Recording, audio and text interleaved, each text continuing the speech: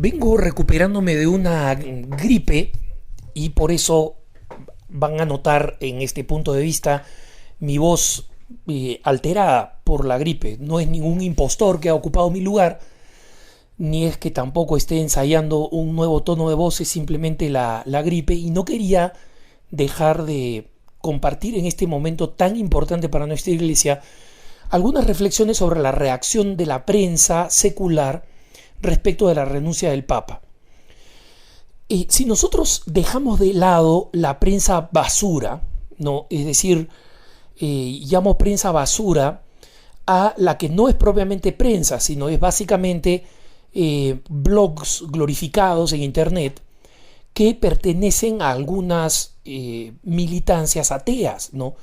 Algunos de ellos ni sabía de su existencia, ¿no? Eran sitios totalmente oscuros, amargados, cristianófobos, pero que algunos católicos sienten alguna especie de placer masoquista en visitar, y en consecuencia me han mandado a mí vínculos a algunas de estas páginas donde a la segunda palabra, no digo segunda frase o segundo párrafo, uno ya sabía que estaba lidiando con gente desquiciada que no está interesada en los hechos. Entonces, dejo de lado esa prensa basura y recomiendo lo que he recomendado a través de las redes sociales. El católico no saca nada leyendo esa fuente basura y circulándola.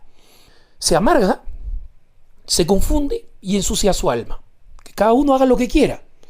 Pero recordemos el adagio neotestamentario: examinadlo todo, quedaos con lo bueno. Sacando de eso, concentrémonos en la prensa secular más conocida, los grandes medios que son más respetados. Cuando era joven, yo tendía a pensar más que nada en la teoría de la conspiración, es decir, que había una conspiración de todos estos medios para agredir y reflejar a la iglesia de la manera más baja, más negativa, más pesimista y más rencorosa. Con el tiempo me he dado cuenta que, aunque hay algo de ese componente, hay una especie de dogma liberal sobre el cual no está bien, no es correcto hablar bien de la iglesia, salvo de algún curita loco que se rebela contra los obispos y dice que sí hay que abortar, o de algún curita desquiciado que dice que se casen los sacerdotes. Esos son los que son cubiertos positivamente por la prensa secular, ¿no? Y nosotros lo sabemos. En general, fuera de esto, existe una enorme ignorancia. Ese es el problema principal. Existe una enorme ignorancia de la realidad de la iglesia. Existe un sesgo profundo, pero existe una enorme ignorancia. Y esto lo digo porque lo he comprobado de la editora de religión del periódico que se supone que es el más importante del mundo, a quien conozco bien. Y sé que es una persona que trata de ser extremadamente profesional, tiene sus prejuicios, aunque ella cree que no los tiene, pero básicamente no entiende la iglesia, no la entiende. Hace poco yo hablaba con el editor de religión de un importantísimo periódico norteamericano, y obviamente él me miraba a mí con cierto desprecio, porque consideraba que yo era un medio no solamente chiquito, ¿no?, comparado con el medio que él representa, sino partisano, ¿no? Es decir, que toma partido porque soy una agencia católica. Lo que él no entiende es que mi información es más objetiva que la suya, porque yo digo explícitamente que mi información es desde una perspectiva católica. Ellos no reconocen que su información es desde una perspectiva prejuiciada contra el catolicismo. Y se venden a sí mismos primero y luego a los demás el mito de que ellos son totalmente neutrales. Pero este señor me decía a mí, hablando en Roma, cuando hablábamos de la posibilidad de un posible cónclave, esto fue antes que el Papa presentara su renuncia, pero poco antes, fue el mes de enero en Roma, me decía: ¿pero tú no crees que sería muy significativo que la iglesia escogiera a un papa de color?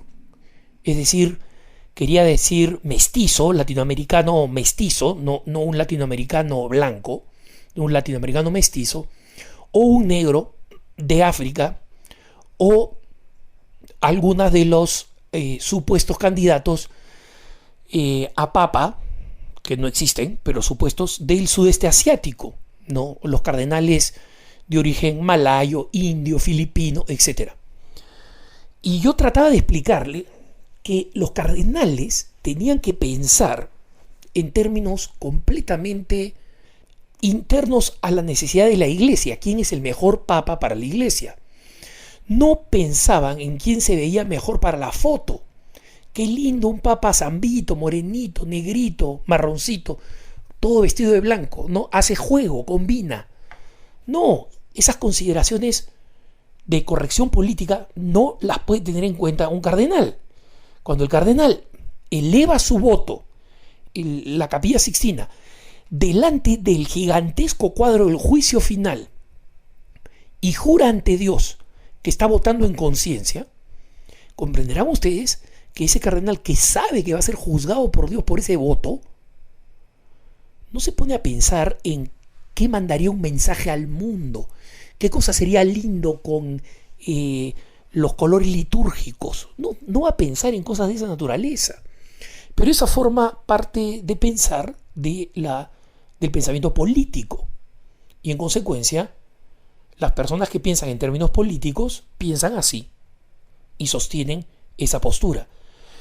Y no solamente piensan así, sino que les es imposible comprender a la iglesia como el misterio de una comunidad que cree que de verdad está siguiendo a Dios. Porque una persona puede decir, mira, yo no creo en Dios, no creo en el Espíritu Santo, pero sí puedo tener la objetividad capaz de creer que esas personas que gobiernan una religión son personas que de verdad creen en eso.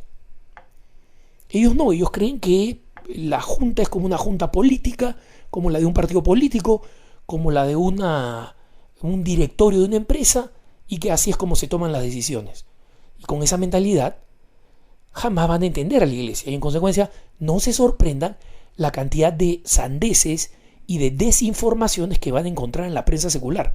Hermanos, y esto lo insisto, la prensa más pintada, el New York Times, el Washington Post, la cadena CNN, la cadena Univision, han informado pobrísimamente. Y las principales cadenas locales, he visto lo que informan las principales cadenas locales en México, en Colombia, y puedo decir que estas cadenas están perdidas.